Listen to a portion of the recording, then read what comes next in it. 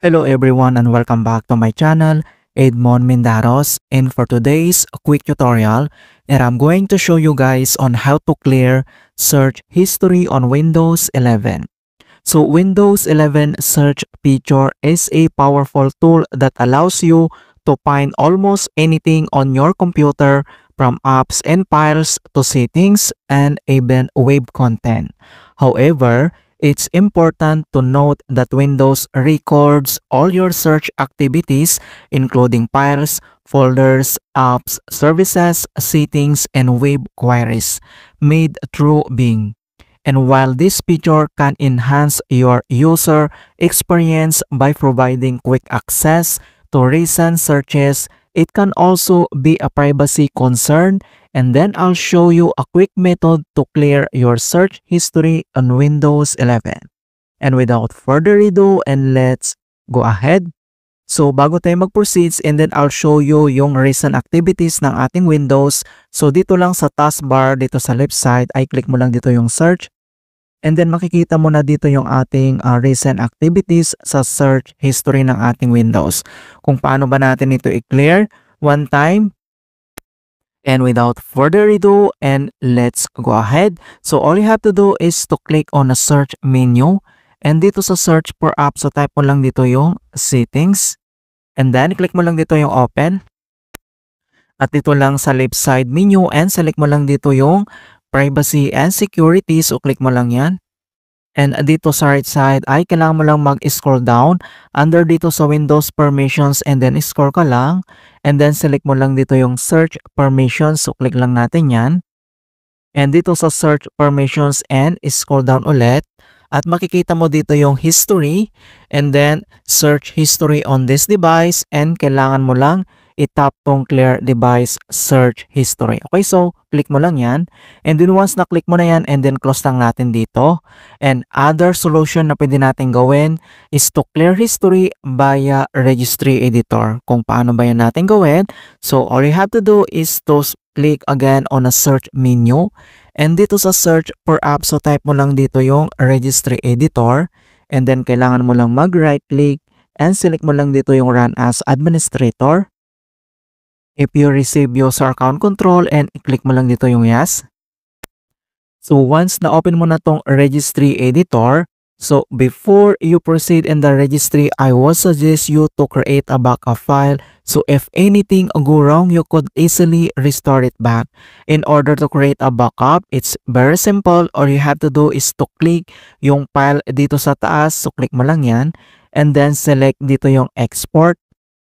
And dito sa export registry file, and then select mo lang dito kung saan mo isi-save yung file. And then I would suggest and recommend to create file name must be with a date. So kailangan mo lang ilagay yung date and name dito sa file name, and i-click mo lang dito yung save.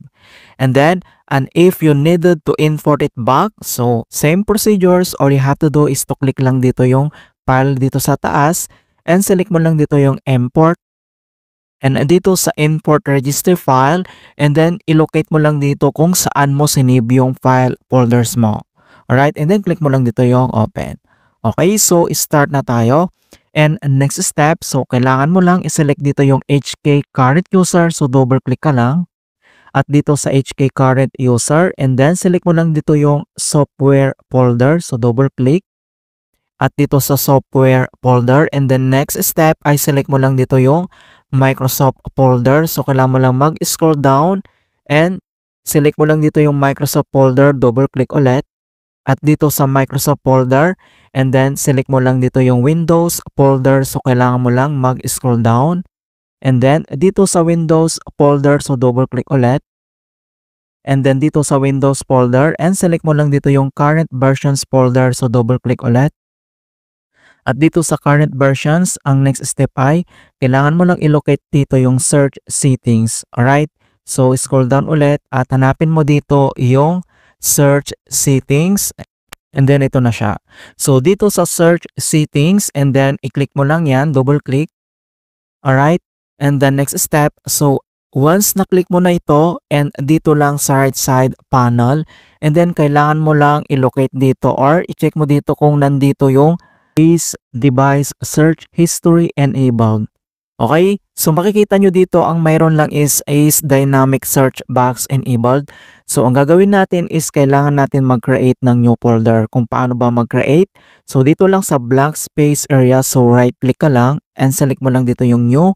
And dito sa key, i-select mo lang dito yung the word 32-bit value, so click mo lang yan. And dito sa new value ay kailangan natin yan i-rename. Ayan. So, ito yung ilalagay natin dito. I-rename natin tong new folder na is device search history enabled and then press mo lang yung enter. And the next step, so kailangan mo lang i-double click yan. And then dito sa kanyang edit the word 32-bit value and then kailangan mo lang i-double check yung value name. And dito sa value data ay kailangan natin ilagay dito as 0. So kapag 1 yung nakalagay dyan or other numbers, i-change mo yan into 0. At dito sa base ay kailangan mo lang i-select dito yung hexadecimal and then click mo lang dito yung OK. Alright, and then after dito sa registry editor, so i-check na natin dito sa ating search activity kung mayroon pa yan. So click mo lang yan. And then makikita mo na na-remove na yung ating search history activity dito sa ating Windows. Alright, and then dito lang sa start menu at kailangan mo lang mag-restart ulit. Okay, click mo lang yan. Okay, so ganun lang po kasimple on how to clear search history on Windows 11 or Windows 10. And please don't forget to like this video, subscribe to my channel for more quality content. Thank you guys and see you in my next tutorial.